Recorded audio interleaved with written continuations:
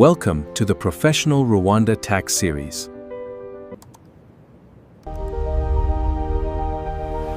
This alignment actually looks correct. Nshuti za Digital Encyclopedic Tech Limited twagarutse nanone mu byigisho byacu aho turi kwiga na ibyigisho byerekeranye n'ibinyabiziga. Uyu munsi tudatinze tugiye kwigana icyigisho cya mbere cyerekeranye n'uburyo bwo kwandikisha ibinyabiziga bishya. Ibinyabiziga bishya tugiye kureba ni biki bisabwa, umuntu wagitumije mu mahanga kikaza asabwa iki kugira ngo icyo kinyabiziga kibe cyujuje ibisabwa byose. Reka tudatinze twinjire mu cyigisho. Muri kumwe na teacher Horike. Nk'ibisanzwe ntiwibagirwe gukora subscribe. Niba ibyigisho byacu bigufasha ujye ukora subscribe kugira ngo nituza n'icyigisho gishyashya kigiye kikugeraho mu ba mbere. Kandi ujye ujya muri comment utubwire ngo ndifuza ko mwakugisha kuri iki n'iki, uduhe inama, uduhe ibitekerezo byawe, ukore like kandi usharinge ibyigisho byacu bigere kuri bose. Niba rero utarakora subscribe yikore nonaha ubundi dukomeze.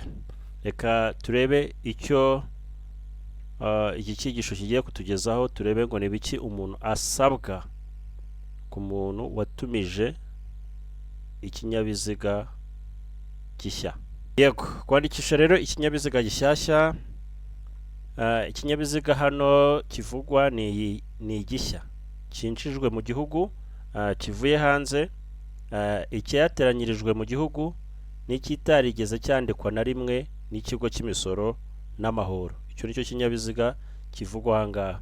Kwandikisha ikinyabiziga gishya bikorerwa aha hakurikira: ku ishami rya RRA rikorera i Gikondo Majerwa, ku biro bya Kasutamo i Masaka kuri Dubai Port, no ku cyicaro gikuru cya RRA Kicukiro Sonatube mu nyubako yitwa Silverback. Usaba kwandikisha ikinyabiziga cye ahabwa iyi serivisi iyo yamaze kwishyura amahoro yose ya Gasutamo areba ikinyabiziga cye kizanwe mu gihugu. Ni ukuvuga ngo kugira ngo wandikishe iki kinyabiziga nuko uba wamaze kwishyura amahoro yose. Ngira ngo mu byigisho byatambutse nasobanuye ikintu cyerekeranye n'amahoro n'imisoro, itandukaniro ryabyo. Amahoro n'imisoro ni ibintu bibiri bitandukanye. Amafaranga utanga kugira ngo uhabwe serivisi ku kintu cyangwa ku kintu ukeneye nicyo bita amahoro. Ari amafaranga rero atangwa muri Gasutamo, harimo amahoro kandi akabamo n'umusoro. Nyiri ikinyabiziga rero asabwa ibi bikurikira kugira ngo yandikishe ikinyabiziga. Reka turebe urutonde rw'ibintu usabwa kuba wujuje kugira ngo wandikishe ikinyabiziga. Icya mbere, kuba ufite TIN. Ikintu cya mbere no kuba ufite TIN number y'ibinyabiziga. Mu cyigisho gikurikiye nicyo cyigisho turi bwige, turaza kureba uburyo iyo TIN number ifungurirwa he, uyibona ute. Iyi TIN number utayifite ntabwo wakwandikisha ikinyabiziga. Ifoto ngufi ya pasiporo nicyo kintu cya kabiri ugomba kuba ufite iyo ari umuntu ku giti cye watumije iyo modoka. Iyo ari umuntu ku giti cye agomba kuba afite ifoto ngufi ya pasiporo. Iyo ari ibigo cyangwa se company yatumije iyo modoka bisabwa icyemezo kibemerera gukora gitangwa na RDB. Murakizi certificate ya RDB. Iyo wakoze cyangwa se wafunguje company muri RDB hari certificate bagu. Iyo certificate niyo isimbura ari amafoto magufi ku muntu ku giti cye. Imiryango itari ya leta isabwa icyemezo cya burundu kibemerera gukorera gitangwa n'urwego rw'igihugu rw'imiyoborere RGB. Ni ukuvuga ngo hari RGB akaba na RDB. Hari abantu benshi bajya bakunda kubyitiranya RGB. RDB ni ikigo gishinzwe iterambere ry'igihugu, Rwanda Development Board. Hakabaho rero n'ikigo gishinzwe imiyoborere aricyo RGB gishinzwe amadini, imiryango idaharanira inyungu, iriya miryango yose itari iya leta, kandi ikaba idakora ubucuruzi, iyo igengwa na RGB. RGB nayo rero iguha certificate, iyo certificate niyo ukoresha. Iyo ari koperative yatumije ikinyabiziga ugomba kuba ufite icyangombwa gitangwa na RCA. RCA ni ikigo gishinzwe amakoperative mu Rwanda. Fotokopi y'irangamuntu ku muntu ku giti cye, kugira ngo harebwe niba imyirondoro yanditse kuri tini y'uwo muntu ihwanye n'iyatanzwe mu gihe cyo kumenyekanisha ikinyabiziga muri gasutamo.